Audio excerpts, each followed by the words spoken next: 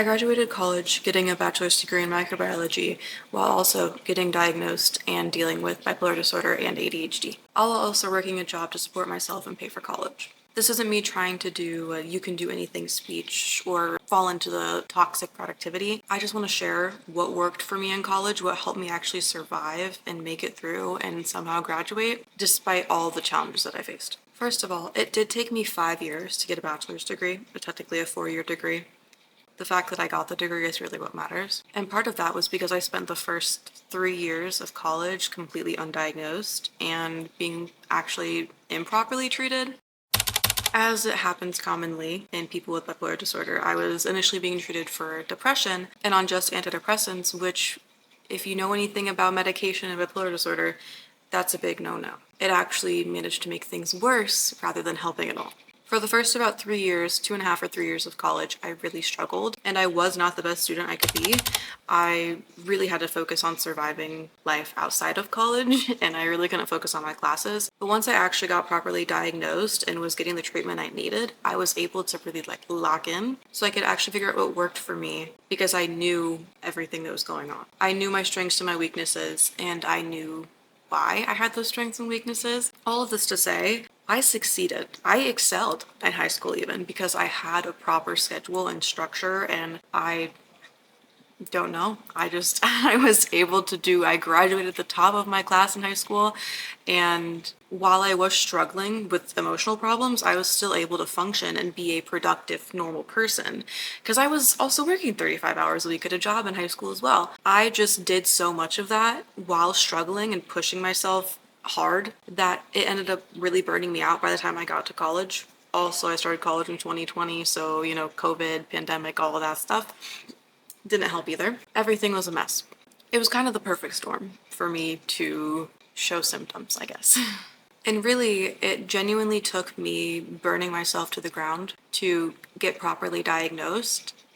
And it wasn't even just like I got diagnosed with everything all at once. I got diagnosed with bipolar disorder first, about 2.5 years into college. And then it wasn't until 3.5 years into college I got diagnosed with ADHD as well and actually was properly medicated for the first time in my life and had all the tools I needed to really succeed. Because that is also when I got access to accommodations through the college, which also I will talk more about later, but are really helpful. But getting my diagnoses didn't magically fix everything. Medication didn't magically fix everything, but it gave context to what was going on and it gave me access to more resources that were relevant to what I was dealing with personally. And it also explained a lot of my previous failures or my struggles, like what I had a really hard time doing. There was a point where I really, really struggled to take care of myself to a point where I wasn't showering, I wasn't brushing my teeth for days, weeks at a time when it got really bad because I had to work and I had to do some of my assignments so I didn't fail out of college. And so what I didn't have to do fell to the side, fell to the back burner. I didn't do it. So after about 3 years of not doing well, kind of figuring it out, I should say trying to figure it out, but failing for the most part, I spent a lot of time online researching. I read a lot of self-help books. I did everything that I could, but when I didn't know exactly what I was dealing with, it was impossible because I just tried to do things that would work for most people and they didn't. And that was really frustrating and really just discouraging. But then once I figured out what I was dealing with, I was able to actually look for more specific tips and tricks and what worked. And still not everything that worked for people with ADHD works for me. Things that work for people with bipolar disorder generally don't always work for me either because I have both. I should mention also, I don't know super details, but I do have the combined type of ADHD. So I show symptoms of both inattentive and hyperactive, I think, are both. Honestly, the thing I struggled the most with in college was having a schedule. Well, not having a schedule and not having the motivation to get anything done and show up for myself. By the end of college, by the last year and a half, I had really been able to figure out what worked for me. And it was kind of a good thing that it took me a while to figure out what I wanted to major. And so I didn't take a lot of my harder classes, a lot of my science classes until the later years in college, thankfully, or else I don't think I would have passed them. It was kind of a blessing in disguise. So first, I want to talk about what didn't work for me. This is just kind of like basic tips that I would see all over the internet that I tried that just I tried over and over and over again, and they just did not work for me. If anything, it made everything worse. And I kind of figured out that the opposite worked for me. One thing that I really tried to do was make a schedule, because like I said, not having a schedule and not having structure in my day really made it hard for me to get things done.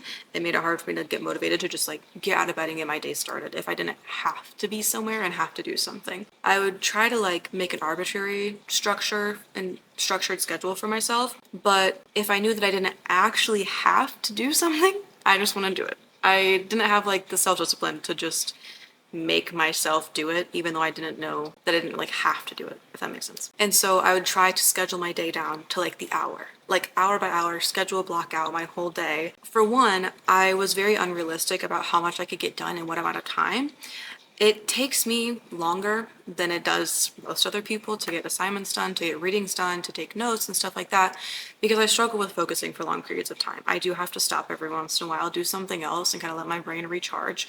And so it's not going to take me an hour to watch an hour-long lecture. It's going to take me 2 hours because I want to stop, rewatch, pause, take notes, and really be able to digest the material that I'm watching. And so if I got off schedule because I ran over time because it took me that long, I would just throw away the whole schedule for the whole day and be like, okay, well, I failed, and that throws everything off. And if I throw off my schedule for today, then I throw off my schedule for the whole week. And then suddenly everything went to shit. And there was no point in me even making the schedule in the first place. I really had to not do it like that. I'll get to later how I did end up doing it. Also, one thing I really did not like that is super common that I see online a lot is I think you say the Pomodoro method of timing out studying with breaks. I just like to work until I can't focus anymore, which isn't a super long amount of time.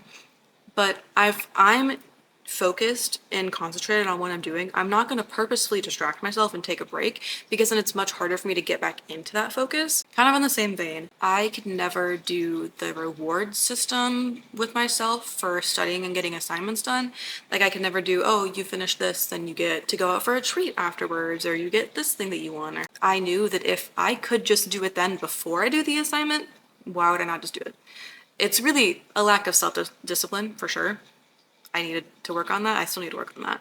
But I just knew that I didn't have that in me at the time, and I didn't have the energy to focus on working on that while also doing everything else in my life to survive and pass my classes. I just had to work off of the motivation to make myself proud and to get it done because I knew that it had to be done. One of my favorite resources that I went back to consistently, probably like my most used resource in college, was Notion. And I know I've heard a lot of people talk about it. You can do a lot of things with Notion.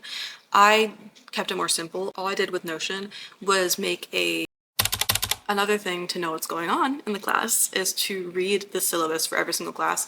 And I know you've probably heard that over and over again, but it genuinely is so important. There was never a class that I took that I did not read the whole syllabus. I mean, minus the, big master list of all of the assignments and all my courses. I could probably share my Notion below, or like share the outline or the template for it, because it was super, super helpful. You can mark what assignments you're working on right now, what are done. You can separate them by class, by assignment type. It just really helped me to have it all in one place, because it can be really easy to forget about assignments. If you're taking 6 different classes, general copy paste that's in all of them. But you need to know about the late policy, about your professor, like how lenient they're going to be with you and kind of what their vibe is. Another thing that I would do that was really helpful is just making lists. And I know this sounds silly and simple and stupid and duh. I like to make lists on a weekly basis and on a daily basis. And if I have a lot to do, then one thing I actually learned in therapy at one point was separating my to-do lists into 3 different categories of what I have to do, what I should do, and what I could do.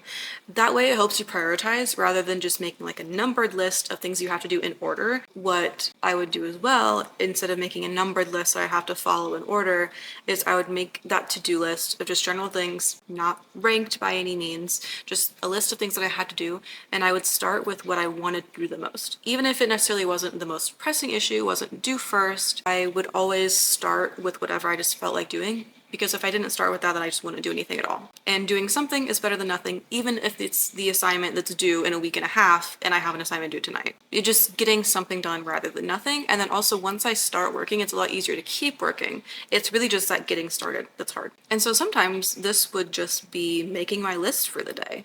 I go to the library, I sit down, I get all my stuff out, and I just start by making my list of what I need to do for that day. Also, like I said earlier, it's really important to be realistic about how much you can get done in a day. It's really easy to just make a really long list and say, okay, this is all the stuff that I have to do this week, and so today I should get the stuff done that's due in the next couple days. But that can really vary, and it's hard to know sometimes how long an assignment's going to take you. You write down 10 assignments to get done in one day, and you only have 5 hours to sit down and do homework within a day. You're going to be disappointed in yourself at the end of the day if you only get half of those things done. And so you really have to be realistic with how much time it takes you to do things, and that is hard to do early on when you're not sure. But one thing I did do early on, I didn't like set a timer, but I would maybe make a note or just like a mental note of what time it was when I would start doing something versus when I would get done. That way I actually knew how long it was taking me to complete assignments. I would also do this actually like on a physical piece of paper. One, because then I could kind of put like a sticky note on my laptop or have it like in front of me to refer back to while I'm doing my homework, but also because it really gives me more satisfaction to physically cross something off of a list on a piece of paper rather than just like deleting it on a note or something. It's nice to actually see that and like have that in front of me and say I completed this. It makes me feel better. Honestly. Another important thing is scheduling in breaks and downtime. You need time to relax and recharge in a day. You also need time to take care of yourself. Shower, work out if you want to, make dinner. Like these are all time-consuming things that you need to do. And sometimes if I got busy, I would forget. I would spend literally from 7 a.m. to 7 p.m. on campus and be like, oh shit, I didn't eat barely any breakfast. I didn't eat any lunch. And now it's past dinner time. And I also haven't showered today. I haven't taken any time to like reset and take care of myself. And if you are burnt out, you're not going to get anything done. You need to recharge to be your most productive self, I guess, your most efficient self, to be the best version of yourself. On that same note, having productive or like efficient relaxing time is also very important. Where like I said, you're actually recharging and you're actually taking care of yourself. I was really good at having, downtime, but it's just doom scrolling on my phone and half of my feed is stuff about school. And the whole time I'm just thinking about all the assignments that I have due and how behind I am on whatever. And it wasn't actually relaxing. I wasn't ever relaxed during that time. I wasn't recharging. So I would expect myself to just be able to go back to working right afterwards and I'd have no more energy. I would be burnt out still. There's no, perfect formula, no perfect equation to figure this out. You just have to find a way to almost distract yourself sometimes. Go to your happy place mentally. Do something that's not being productive. The next thing I want to talk about is talking to your professors and using accommodations. So like I said, I didn't get accommodations for courses until my last year and a half of university. It was life-changing. It actually was so helpful. And I think what stopped me from getting accommodations for the longest time was my ego. I just didn't want to admit that I needed the help. I didn't want to accept the fact that I wasn't normal. But like, girl, you got multiple disabilities. Like, it is what it is. Accommodations are offered for a reason. As soon as I got diagnosed with ADHD, I got a note from my psychologist that diagnosed me, suggesting different accommodations, and that's all I needed to go to the school and go to student disability to get accommodations with them. And then after you get all that set up, super easy, fast process. Getting accommodations every semester is, I want to say it's a hassle, but it's not. You literally write an email. You can copy and paste the same exact email every semester to every professor and just, tweak it a little bit depending on what accommodations you want for what classes, because not all of them apply to every class, but it's 110% worth it. For accommodations, I got extra time on tests and quizzes. I got class notes, if that was a thing, which wasn't really a thing in most of my classes because I was in the upper level smaller classes, but in more introductory level bigger classes, there's usually a TA or students can volunteer to submit their notes to the professor so that they can give them out to other students that have these accommodations. Oh, I also got permission to record lectures, which was awesome. You know, now most lectures are also recorded because post-COVID, but if a lecture happened to not be recorded, I could go to class and on my note-taking app, I think it was Notability or also OneNote from Microsoft has this option where you can take notes and also record the lecture audio in the same document so that you can have everything together from that class. Very nice, because sometimes it's really hard to pay attention for a whole, hour and a half long class especially. Sometimes it's just really hard, ADHD, focus. Who would have known? Who would have known? The accommodations were actually so nice.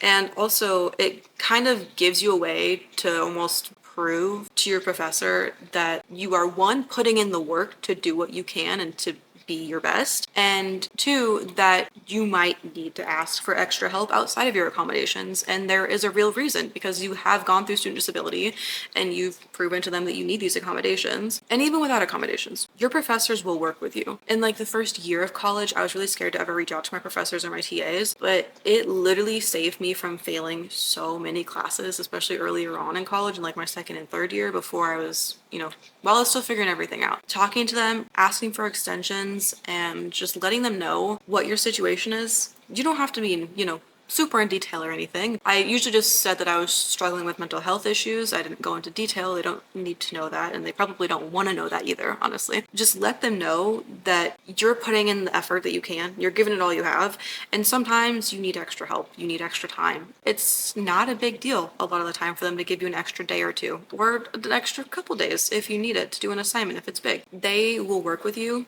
Your professors are human beings. They've gone to college. They've done hard shit. They probably have struggled with some of the same stuff that you have. It was not rare for me to talk to professors and have them be like, I completely understand what you're going through. I am more than happy to help. Please let me know if there's anything else I can do for you. They are very nice, especially TAs too. If you have like a TA, like a grad student, they definitely get what you're going through. They're doing a lot of shit right now too, and they want to help you if they can. Bonus points also for this if you talk to your professor in person. That way it kind of also makes the connection more human to them. That way you're not just a random email that they get thousands of emails. Just try to be a real person and connect with them and be honest. I think that's really, really important. I think for a while I tried to hide the fact that I was struggling and I didn't want to tell people, I didn't want to reach out and get help, but every time I did, they were very understanding. But your professors want to help you. They want you to succeed. Most of them. They're professors for a reason. They like teaching, they like what they're doing, and if they care about what they're teaching, they want you to learn it. And if you need help learning it and you need help to succeed in the class, they're going to be willing to give you that 99% of the time. And that's coming from someone that took a lot of upper level STEM classes. They're not all hardcore robot, they want to help. They have compassion. Another thing that really helped me focus and be more productive was being in the right environment. And it took me a while to figure out what environment was best for me. I need quiet. I cannot have people talking. And I also weirdly can't have like the smell of food, like a strong food smell. It really bothers me. It distracts me for some reason. It drives me nuts. I had to really explore campus a lot and find my favorite places to study. I also really, really like natural lighting. Like I need to be by a window to be my most productive. If it's sunny out and it's a good temperature, I'm sitting outside. That is going to make me the most productive. It's going to make me the most happy while I'm doing my homework, because I'm able to actually enjoy the nice weather, enjoy the sunshine while I'm doing something that I probably don't necessarily want to be doing. I'm at least getting to enjoy where I am. Another thing with that is maybe finding a study buddy. So body doubling is a really big thing with ADHD, and even if you don't have someone that you can go to campus with reliably all the time, I didn't. I'm like the only person, none of my friends were STEM majors, so they like never had homework to do.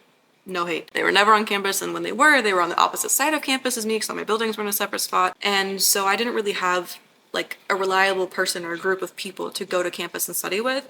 I had to go on my own and push myself to do it. But I would still go to campus to do that, because then I was body doubling, from a distance with people in the library or wherever I was studying. Because if there's people around me doing that, I feel more encouraged to do the same thing. And then I'm also like almost going a little bit of shame, where I'm like, I will be a little bit embarrassed if I'm sitting here in the library and everyone else is studying around me and I'm sitting here on my phone. I will be a little bit embarrassed. So I use that as motivation as well. And if you can't, find a good window, or you're studying and it's dark out, which happens, a lot more than it probably should for me, I like to have like the daylight, like cooler toned lighting and have it bright, but don't strain your eyes because that did happen to me a few times. But just something to like keep you awake and really energize you. I don't like the soft white dim lights. It's nice and aesthetic, but it doesn't help me be productive. It makes me want to go to bed. So I couldn't do that. Another thing is just celebrating every win. Every assignment that I finish, I cross that thing off the list, and it just like a little spark goes off in my brain and it makes me so happy. I did something, I got it done. You have to be proud of yourself for completing things and proud of yourself for even trying in the first place, even if you don't necessarily complete it on time or to the best of your ability. You know, you can't be a perfectionist about every assignment. You get it done in the time that you have, you do what you can. Same with that, you have to forgive yourself when you don't get things done on time, or you have to ask for an extension, or maybe there have been times, even later in my college career, that say I had a really good grade in a class and I had a lot going on, and maybe I even already asked for an extension, but I just ran out of time to complete a small assignment. I know it's not going to impact my grade. I'm just not going to get it done, and that's okay. I'm passing the class. I'm still getting a good grade in the class. I'm not doing it because I don't care about the class or I don't care about succeeding. I'm doing it because I'm trying to prioritize and I know my limits. And also, it's hard to be sad and be productive. If you're beating yourself up over not getting done what you want to get done, you're not getting anything done. I learned that the hard way after many, many, many times of doing it. Major overarching theme, seek help. Please. Everyone needs therapy, even if you're not, cursed with mental illnesses like me. It doesn't hurt. Never hurts to try to improve yourself and improve your life. And if you do have access to getting accommodations, get the accommodations. Find out which ones work best for you, which are most helpful for you, even if you can't afford therapy all the time. I could not in college. I had many therapists off and on for probably a total of like 9 months throughout my 5 years of college because I couldn't afford to have a therapist. But you take what you can if you do ever get to even momentarily find a therapist. But there's a lot of resources online that are free to try to help you, or even just like I've got some affordable workbooks at Barnes and Noble that have been really helpful. But if you don't have the money to spend, you don't need to. There are so many free resources online on, just like YouTube videos or blogs or like reliable actual like from universities and hospitals and stuff like that on how to manage and be the best person you can, even if you do have mental illnesses or disabilities or whatnot. Like, no matter your life circumstances, how to succeed regardless. Another thing is like, just don't be ashamed. This goes with the seeking help and, accepting it. Don't be ashamed. I really had a lot of shame for a long time. That's, again, like I said, part of what prevented me from reaching out to professors and asking for help is I didn't want to admit that there was something wrong, that I was going through something, but everyone is going through something, to various degrees. Or don't be ashamed of the fact that you're going through something, you're struggling with something. Be proud of yourself that despite the fact that you're struggling with this thing, you are still doing it. You're still alive. You're still being a human being. You're functioning to some extent. You're getting stuff done and you're trying, most importantly, you're trying to do better. You aren't doomed. You will survive. You'll make it through. Also, college isn't for everybody, but if you think it's for you, I promise you can do it. Like I said, it took me 5 years to get a normally 4-year degree that I also already had credits for in high school. I could have done it in 3 years if I really knew what I was doing, but I didn't, and that's okay. Was it, an extra $10,000 in debt? Yes. But I still got the degree. I'm still set up for a better future because of it. And it also taught me so much. If I wouldn't have gone to college, I probably would have never got diagnosed with everything I got diagnosed with. At least not all of it. And I wouldn't be where I am mentally, not even like job prospect wise. I wouldn't be the same person that I am. I wouldn't have grown so much and worked on myself so much. So long story short, you got this. Figure out what works for you. Everybody is different. But try. If you fail, try something else or try again. You'll figure it out. You got it and work it through. A pass is a pass, and C's do in fact get degrees. Period.